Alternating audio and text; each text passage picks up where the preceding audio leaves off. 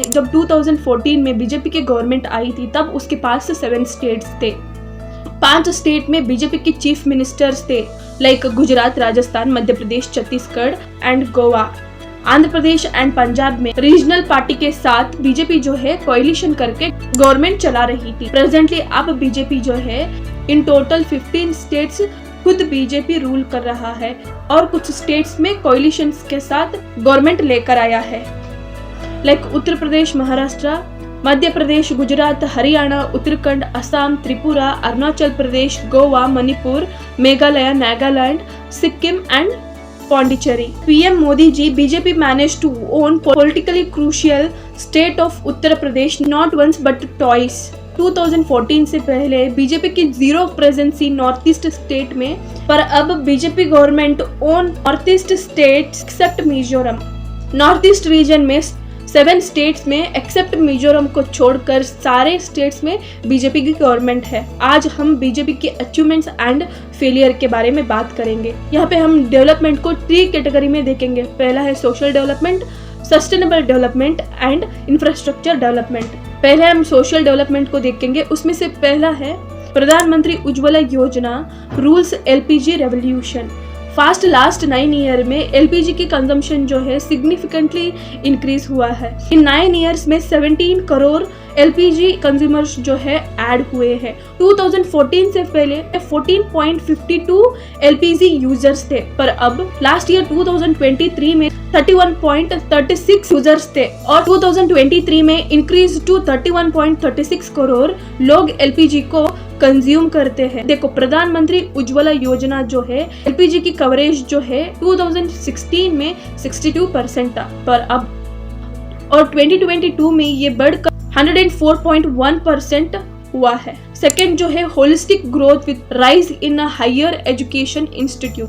Government जो है बहुत सारे सिग्निफिकेंट मेजर्स लेकर आया है to increase the higher educational institutes like IIT, IIM and similar institutes.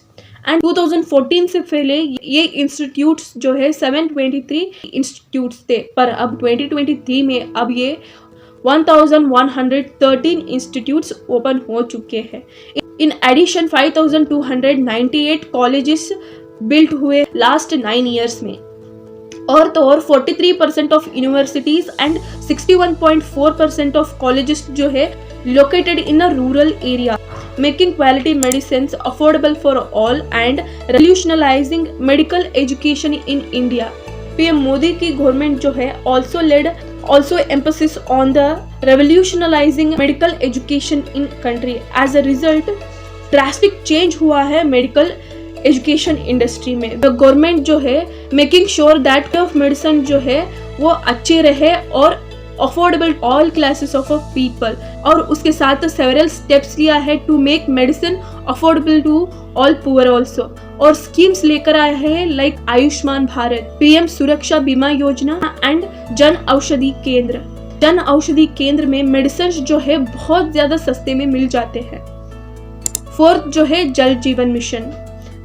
जल जीवन मिशन जो है बीजेपी की सेकेंड इनिंग्स 2019 में स्टार्ट हुआ था and aim to provide 55 liters of tap water for every rural household, and अब तक 19 करोड़ टैप वाटर कनेक्शन जो है दिया गया है, और कुछ स्टेट्स में 100% टैप वाटर का भी कंप्लीट किया है।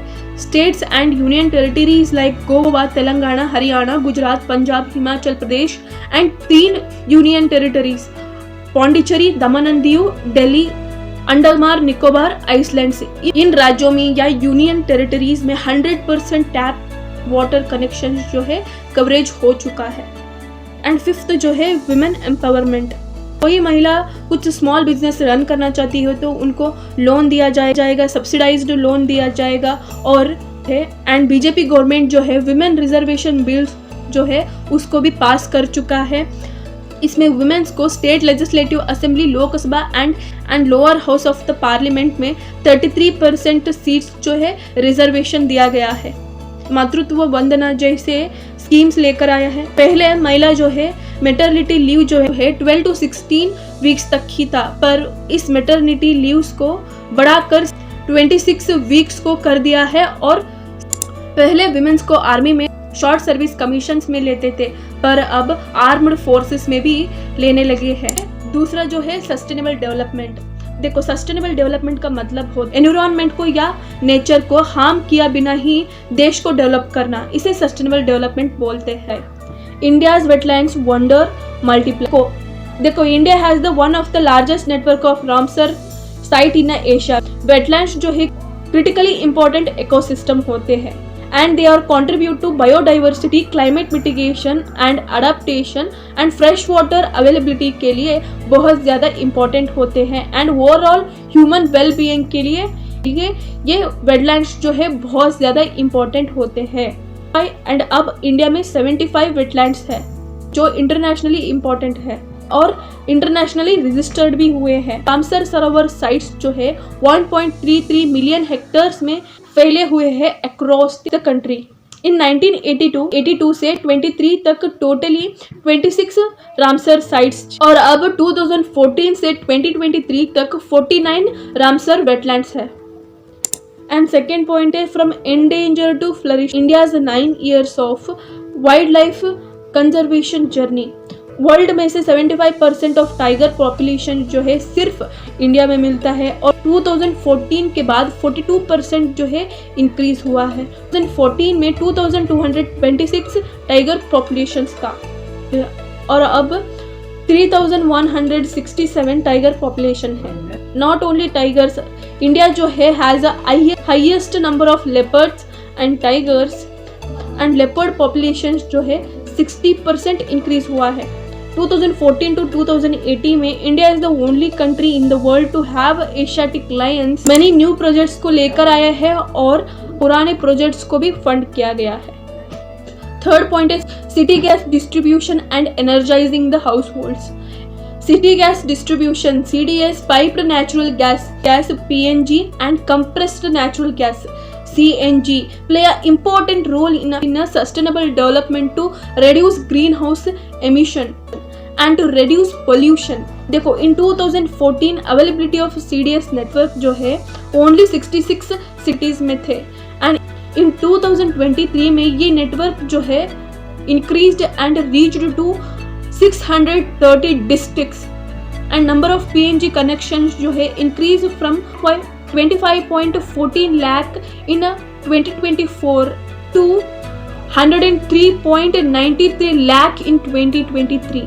एंड थर्ड मेन जो है इंफ्रास्ट्रक्चर डेवलपमेंट। किसी भी देश जो है कितना डेवलप हो रहा है, इसमें से मेन इंडिकेटर है इंफ्रास्ट्रक्चर डेवलपमेंट। पहला जो है रोड इंफ्रास्ट्रक्चर। इंडिया जो है about to complete 66.71 lakh kilometre road network and ये रोड जो है सेकेंड लार्जेस्ट नेटवर्क बन चुका है in a world and these are all roads contributed a lot economic and social development।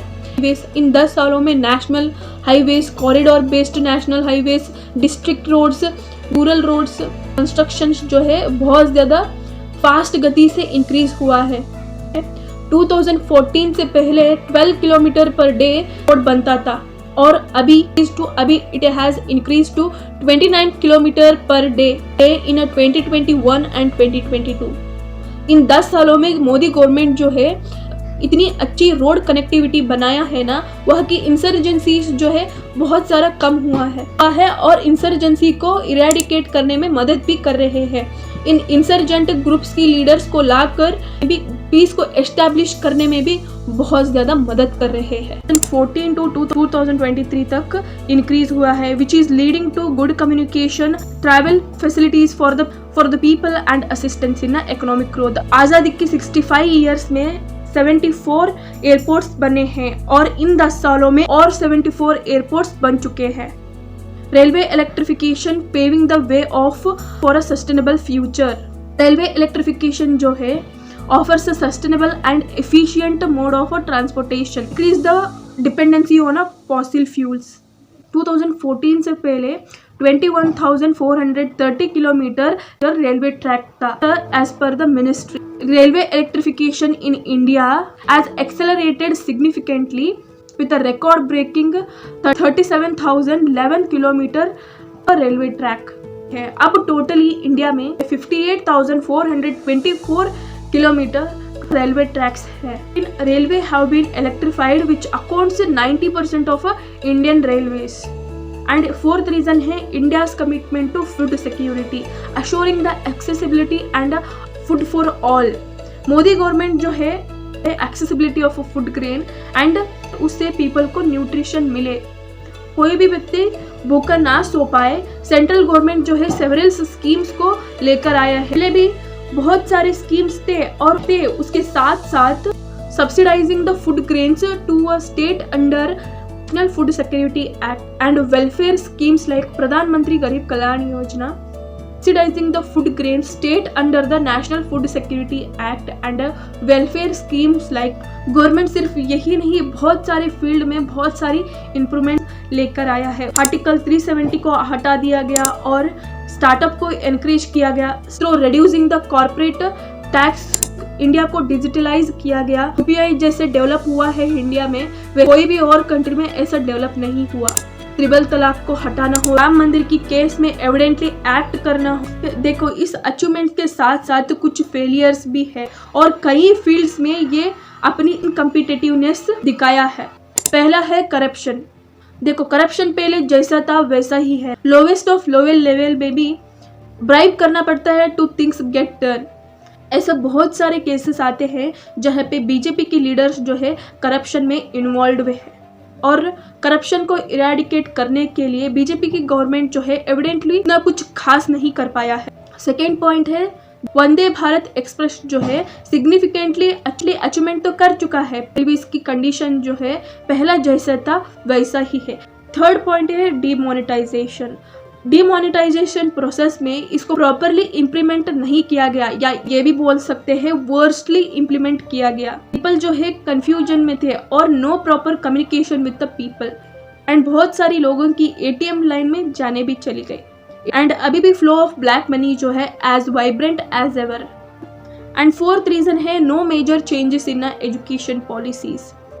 देखो वर्ल्ड जो है चेंज हो रहा है, उसके साथ साथ एजुकेशन ट्रेंड्स भी चेंज होते हैं, टेक्नोलॉजी भी चेंज हो रहा है, पर अभी भी इंडिया में following the same old syllabus and same old curriculum and practical knowledge की बात ही मत करो। एंड फिफ्थ मेजर फेलियर है poor handling of situation of Manipur, protest over CAA and NRC and farmer protest. And sixth point है rising of inflation. देखो all products, cooking oil से लेकर petrol diesel तक, वेजिटेबल से लेकर फूड ग्रेन्स तक, all products की प्राइस जो है बहुत ज़्यादा बढ़ चुके हैं for a below poverty line people. And seventh reason है last but not the least, presently ये बहुत ज़्यादा मेजर इशू है करंटली इंडिया में। Vast mass of the youth जो है अनएम्प्लॉयड है इंडिया में and they only hardly had a basic education and उनके पास जो इम्पोर्टेंटली एम्प्लॉयमेंट स्किल्स होना चाहिए उनके पास स्किल्स नहीं है। देखो अब ये अनएम्प्लॉयड यूथ जो है इंडिया को डेमोग्राफिक डेप्ट बन चुके हैं और आगे डेप्ट और बनने वाले हैं और उनको एम्प्लॉयमेंट स्किल्स देकर डेमोग्राफिक डेप्ट से उनको डेमोग्राफिक डिविडेंड बना सकते हैं और उसके साथ साथ पॉवर्टी भी कम होगा। देखो ये एक तरह का विशियस साइकिल है, यूथ को अनएम्प्लॉयड रखेंगे तो स्टैंडर्ड ऑफ लिविंग जो है और ज़्यादा नीचे करेगा एंड पुअर पीपल जो है और ज़्यादा इंक्रीज होंगे। इसीलिए गवर्नमेंट को स्किल्स देकर यूथ को एम्प्लॉयमेंट क्रिएट करके देना चाहिए। यहाँ पे अनबायस्ड होकर अचीवमेंट्स एंड फेलियर्स को बताने की कोशिश की है। क्या लगता है कमेंट करके ज़रूर बताइएगा। Share with your friends and family. Thank you.